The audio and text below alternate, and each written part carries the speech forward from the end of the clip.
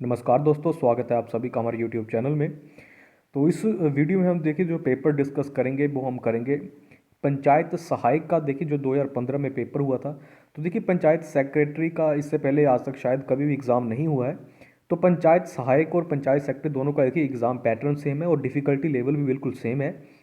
और इस वीडियो में बात करेंगे जीके के क्वेश्चंस।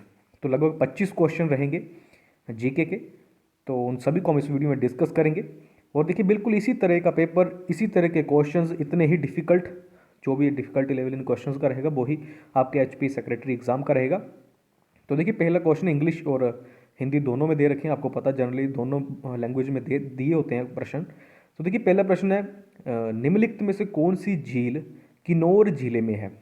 तो देखिए ऑप्शंस दे रखे, तो इस प्रश्न का राइट आंसर रहेगा नाको झील। और कहाँ पर है नाको झील? तो किन्नौर में।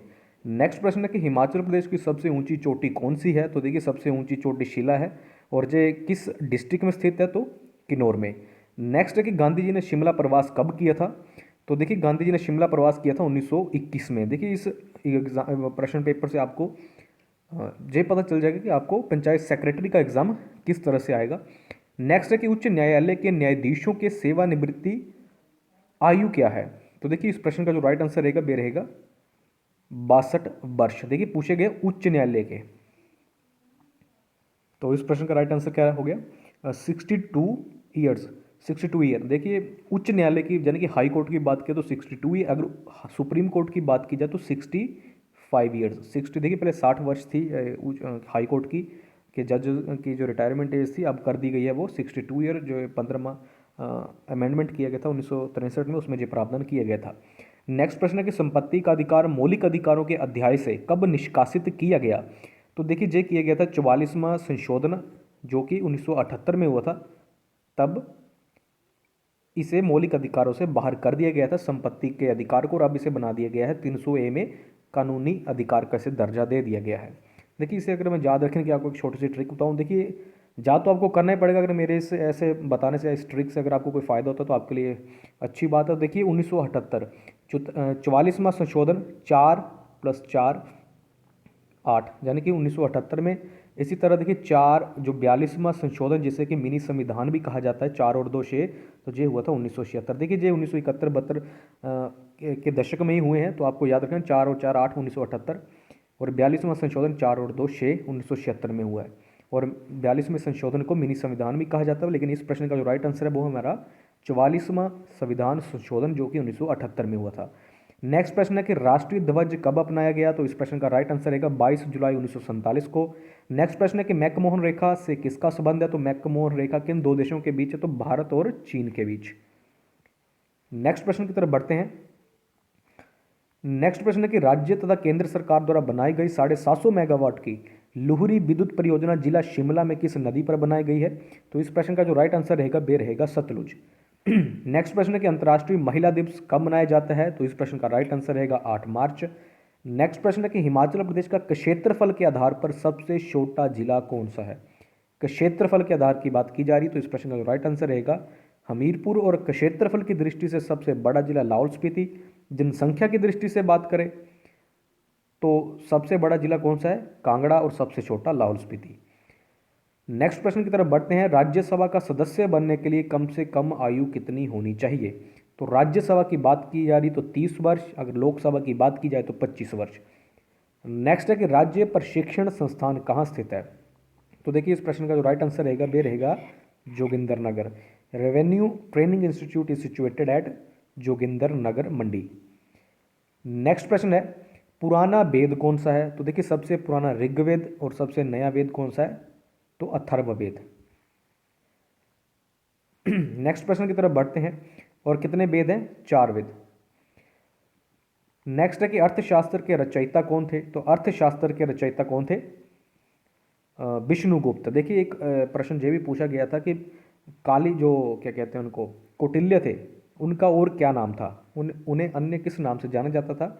तो कौटिल्य को और नाम देखिए विष्णुगुप्त भी कौटिल्य का नाम है, इसके अलावा चाणक्य भी कौटिल्य को ही कहा जाता था। और देखिए ये अर्थशास्त्र कोई इकोनॉमी से रिलेटेड नहीं है। ये भी प्रश्न कभी पूछा, ये जो बुक है नाम इसका अर्थशास्त्र, लेकिन ये रिलेटेड है राजनीति से। नेक्स्ट है कि दास वंश का संस्थापक किसे माना जाता है, तो कुतुबुद्दीन ऐबक को। नेक्स्ट है कि राशन कार्ड, और देखिए कुतुबुद्दीन ऐबक ने ही कुतुब मीनार का निर्माण करवाया था। देखिए निर्माण शुरू करवाया था और इसे पूरा करवाया था इल्तुतमिश के द्वारा। नेक्स्ट है कि राशन कार्ड प्रणाली, और देखिए कुतुबुद्दीन ऐबक को लखदाता बख्श भी कहा जाता है। नेक्स्ट है कि राशन कार्ड प्रणाली किस सुल्तान ने चलाई थी, तो देखिए बिल्कुल सिंपल से प्रश्न आए हुए हैं, अलाउद्दीन खिलजी ने, और घोड़े को दागने की प्रथा भी इसके द्वारा ही चलाई गई थी। नेक्स्ट है कि नेपोलियन का संबंध किस देश से था, तो फ्रांस से। नेक्स्ट है कि गीतांजलि की रचना किसने की है, तो गीतांजलि की रचना किसके द्वारा की गई है, रविंद्रनाथ टैगोर के द्वारा, यानी कि ऑप्शन बी। नेक्स्ट प्रश्न है कि किस वर्ष सुएज नहर व्यापार के लिए खोल दी गई, तो देखिए इस प्रश्न का राइट आंसर रहेगा 1869। 1858 को इसका देखिए निर्माण कार्य शुरू हुआ था और 1869 को इसे व्यापार के लिए खोल दिया गया था। बढ़ते हैं अगले प्रश्न की तरफ। देखिए इसमें हम जीके सेक्शन करेंगे, इसी तरह अंदर इंग्लिश सेक्शन भी करेंगे, हिंदी सेक्शन भी, और मैथ के जो प्रश्न रहेंगे बिल्कुल आपको सोल्व कर कर बताए जाएंगे। नेक्स्ट है कि दिल्ली चलो का नारा किसने दिया, तो इस प्रश्न का आंसर आप सभी को पता ही होगा, सुभाष चंद्र बोस। नेक्स्ट है कि संयुक्त राष्ट्र संगठन का गठन कब हुआ, तो यूएनओ का। तो देखिए यूएनओ का जो स्थापना हुई थी, इसकी कब जे बना था, तो ये बना था 24 अक्टूबर 1945 को। वर्तमान में देखिए इसमें कितने देश हैं, तो 193। देखिए वैसे 195 टोटल देश हैं। जो 193 देश हैं वो है इसके मेंबर स्टेट्स, और जो 2 अन्य देश हैं वो हैं इसके ऑब्जर्वर स्टेट्स। तो 193 देश है, और सबसे अंत में जो देश इसमें ऐड हुआ है वो है साउथ सूडान।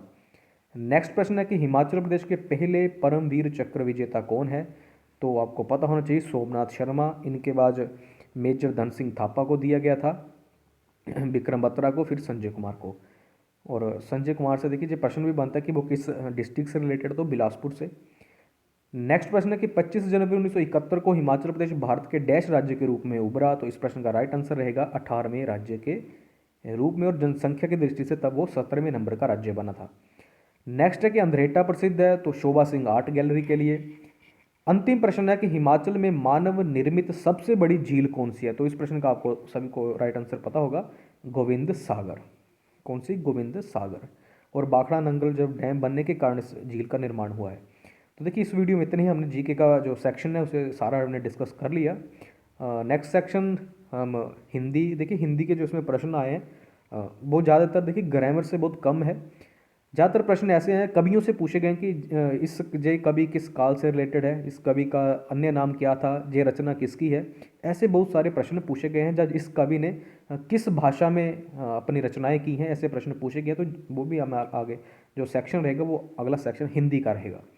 तो इस वीडियो में इतनी, अगर वीडियो अच्छी लगी तो वीडियो को लाइक जरूर कीजिएगा, और अगर आप हमारे चैनल पर पहली बार आए हैं तो चैनल को सब्सक्राइब जरूर कर लीजिए और बेल आइकन को जरूर प्रेस कर लीजिएगा, ताकि आने वाली महत्वपूर्ण अपडेट्स आप तक पहुंचती रहे।